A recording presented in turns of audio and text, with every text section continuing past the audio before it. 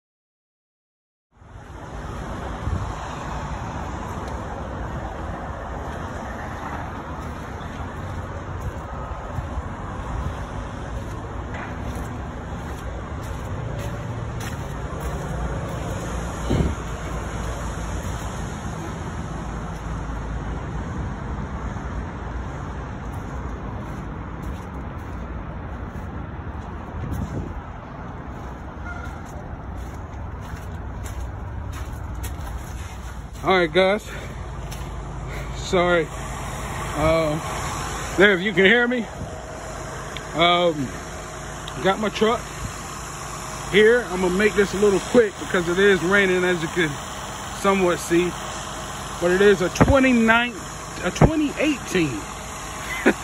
2018 Freightliner Cascadia. It has about 540,000 miles on it. It has some of the, I'm gonna go back towards the front because it has some of the newer technology that started to come out towards the 2020 or 2019 year. It does have adaptive cruise control, and it does have lane assist as well. I don't know where that would be. It does have lane assist. That up there is the lane assist up there. Well, that's the sound.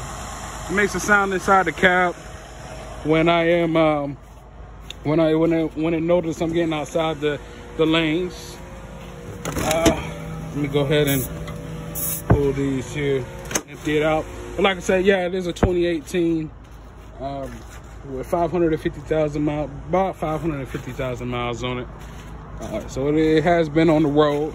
I call all my cars Cleopatra, so I'm gonna call this one King Tut, Tut for short. So if you hear me saying, you know, Tut is a 2018 or whatever, that's what I'm talking about, is my truck. But yeah, like, everything seems to be on the up and up. We did a check on it, check under the hood, and checked all the belts and the wires, make sure nothing was frayed. We checked for all the scratches. It does, like I said, it's 500, it's over 500,000 miles on it, so it does have some scratches and some dings, and we notated it. Make sure you do that before leaving. They actually have you sign a sheet. I'm gonna end up using some Gooby Gone to take this off. I got this one here, the 2022, so it is updated, but I'm gonna end up taking that off because you can only have up to 2, but you know, that one's already peeling, so I'm gonna take, that's a 2020.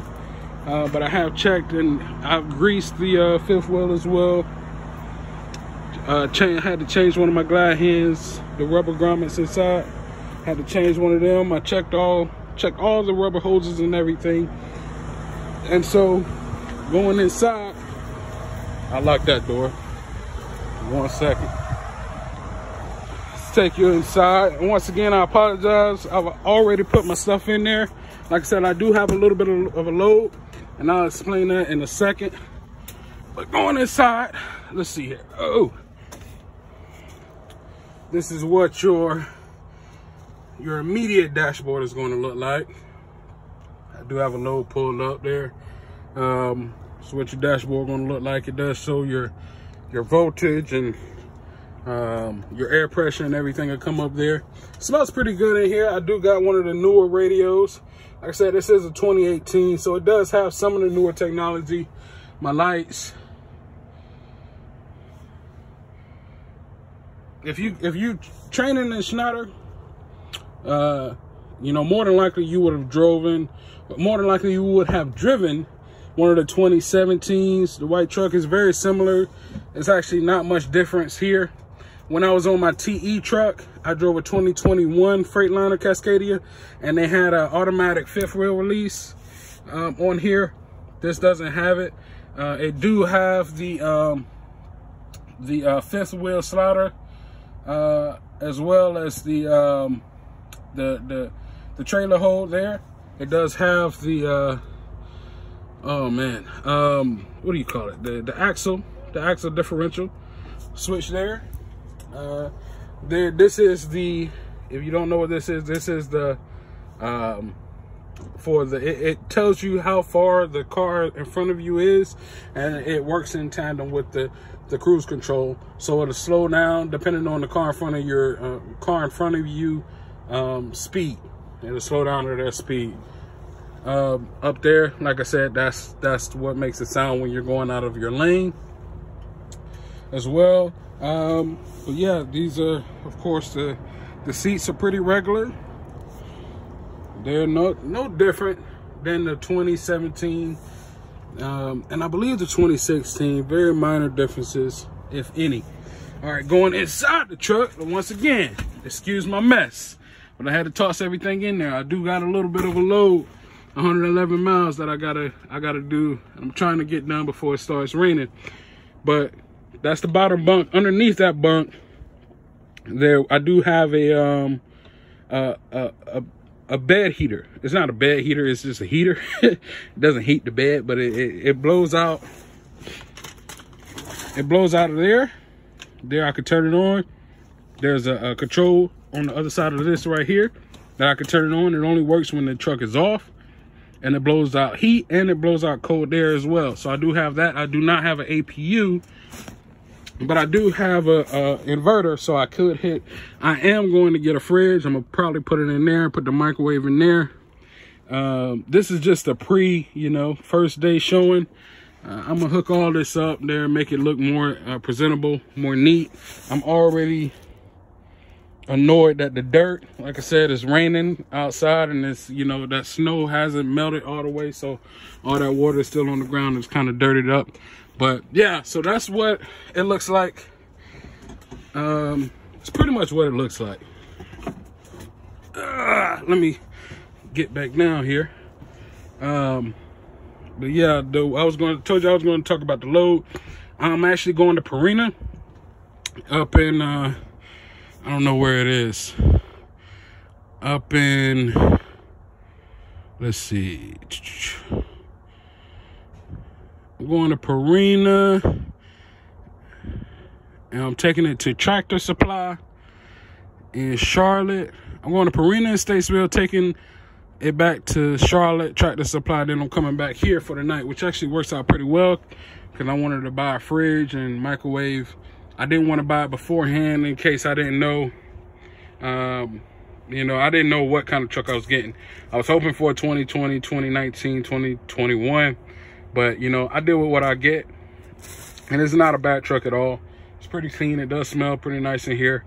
So this works out well because that way I can go to Walmart, pick up a couple things, like a fridge and a microwave, bring it back in here, some food, and, bring it back and start chilling.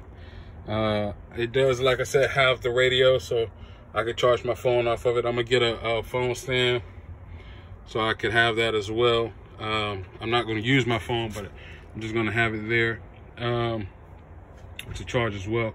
But yeah, guys, I just wanted to give a quick review of the truck.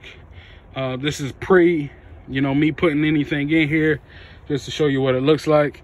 Any questions you might have, please let me know. It does have a power outlet there as well. My it does have a glove compartment over there as well. I do have 2 side doors as well. But yeah, so what I'm gonna go do right now, they're updating my permit book. I had to do that, update my permit book. So that's what they're doing now. I'm gonna go back in, get that. And then I got another orientation thing at 1 o'clock, and somehow I gotta do, I don't know.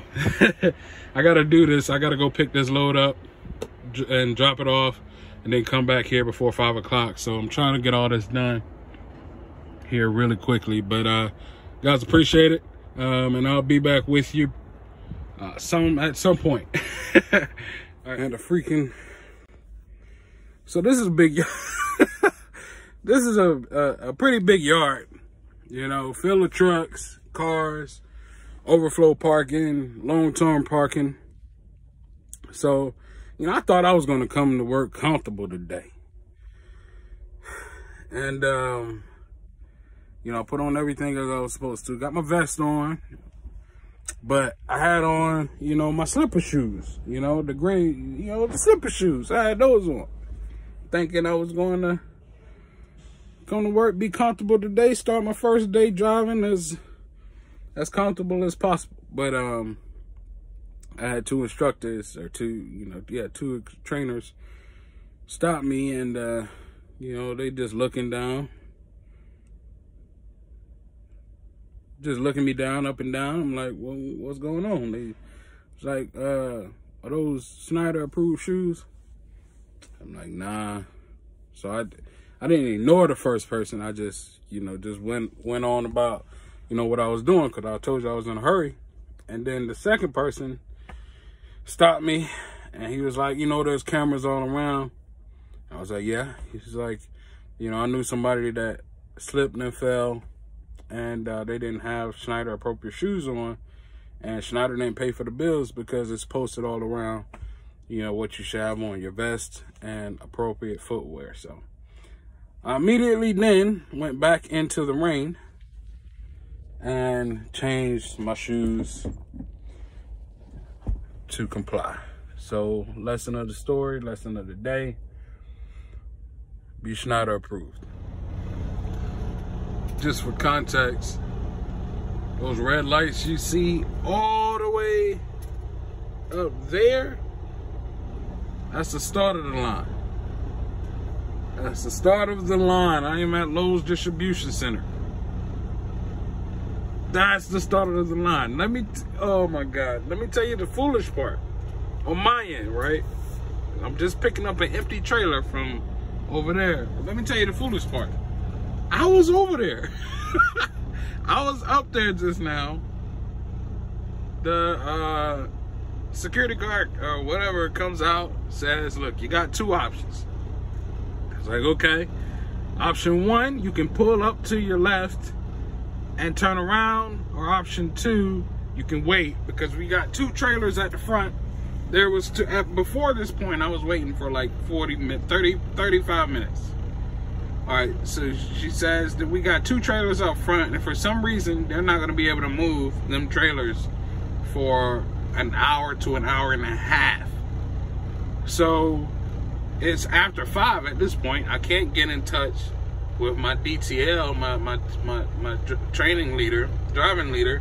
So, you know, I made a stupid executive decision and just turned around thinking like, you know, I can go ahead and just wait at the store or whatever. That was a dumb decision. Why?